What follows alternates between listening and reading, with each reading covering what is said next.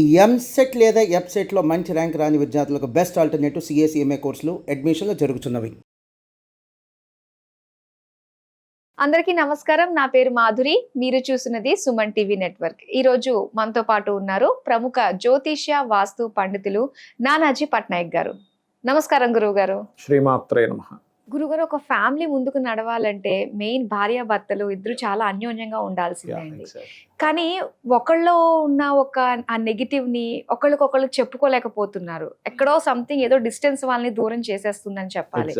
And వాళ్ళిద్దరూ అన్యోన్యంగా ఉండి ఇంకా కుటుంబంలో చక్కగా ముందుకు సాగాలి, పిల్లలకి అన్ని రకాలుగా వాళ్ళు చూసుకోవాలి అంటే అసలు భార్యాభర్తలు ఏ విధంగా ఉండాలి, అలాంటి ప్రాబ్లమ్స్ వచ్చినప్పుడు వాళ్ళు ఏ విధంగా బయటపడాలి అన్న విషయాలు మేము తెలుసుకోవాలనుకుంటున్నామండి. దానికి జ్యోతిషాస్త్రంగా కొన్ని ఉన్నాయి, అవి సెట్ చేసుకుంటే సెట్ అవుతుంది ఒకటి.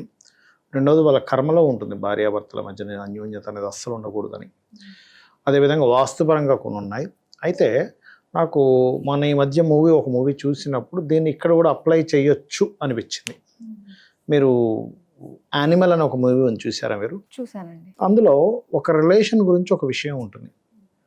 తండ్రి కొడుకు, లాస్ట్లో కొడుకు చెప్తాడు, తండ్రి అంటే ఎంత ఇష్టం ఉంటుందంటే ఆ సినిమాలో హీరోకి, ఫాదరే అతనికి రోల్ మోడల్.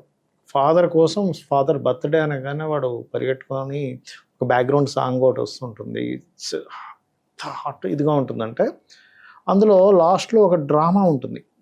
అంటే ఏంటంటే ఆ కొడుకు నువ్వు ఈ తప్పులు చేసామని చెప్పకుండా మన ఇద్దరం అసలు నటిద్దాం అంటాడు, నువ్వు కొడుకుగానే తండ్రిగా చేద్దాం అంటాడు. మార్చుకుంటారు.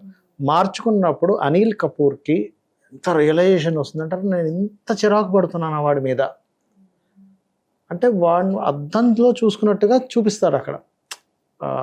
ఆ హీరో ఇలా ఫోన్ చూస్తూ నడుస్తున్నట్టు పాప బోల్ అని ఒక రకమైనటువంటి హేటింగ్ వాయిస్తో చూస్తాడు. నాకేమనిపించిందంటే ఆ మూవీ చూశాక, ఒక భార్యాభర్త మధ్యన కూడా ఇలాంటివి జరుగుతుంటాయండి.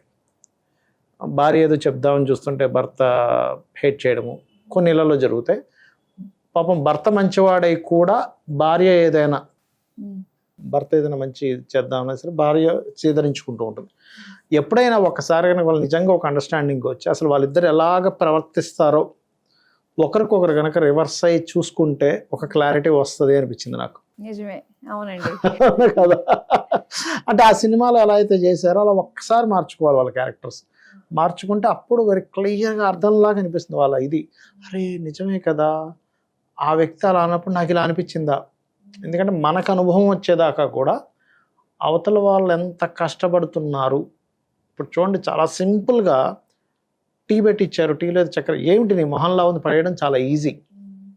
కానీ అదే సేమ్ సిచ్యువేషన్ అవతల వాళ్ళకి జరిగినప్పుడు మనకు అర్థమవుతుంది. ఒక టిఫిన్ ఇచ్చినప్పుడు కావచ్చు, అసలు మనం ఎంతమందిని ఒక టిఫిన్ ఇచ్చినప్పుడు దాన్ని ముఖం చూస్తూ నవ్వుతూ బాగుందని ఎంతమంది అంటున్నారు, ఒక టీ తీసుకున్నప్పుడు బాగుందని ఎంతమంది అంటున్నారు. ఒక భర్త ఇంటికి వచ్చినప్పుడు ఎంతమంది భార్యలు అతన్ని నవ్వుతూ తలుపు తీస్తున్నారు.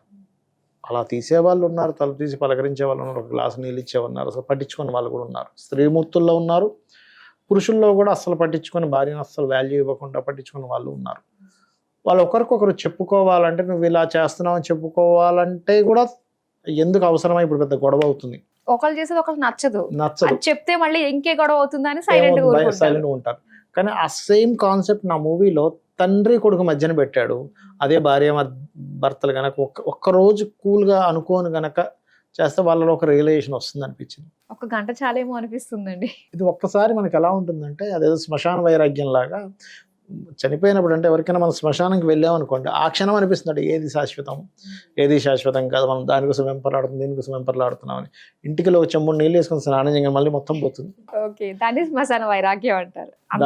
అంతవరకే ఉంటుంది. అలాగే ఇది ఒక చిన్న ఇది ఒకసారి ప్రాక్టికల్గా చేసి చూసినప్పుడు అప్పుడు ఏమవుతుందంటే, ఓకే నేను ఈ మిస్టేక్ చేస్తున్నానా, తనేదో ఒక ఎక్స్ప్రెస్ చేద్దామని చెప్తుంటే నేనేదో ఫోన్లో ఉంటున్నానా, లేకపోతే అతనేదో చేద్దామని చూస్తుంటే ఇవన్నీ కాదులే, డబ్బులు సంపాదించకపోతే ఎందుకు జీవితం అని చెప్పి ఆ భార్య అలా ఏమైనా మాట్లాడుతుందా. ఇవన్నీ పర్ఫెక్ట్గా ఉన్నట్టుగా ఎవరైనా కనుక క్యారెక్టర్స్ మార్చుకొని చేస్తే ఖచ్చితంగా రియలైజేషన్ వస్తుంది. అవునండి. ఒకటి. ఇక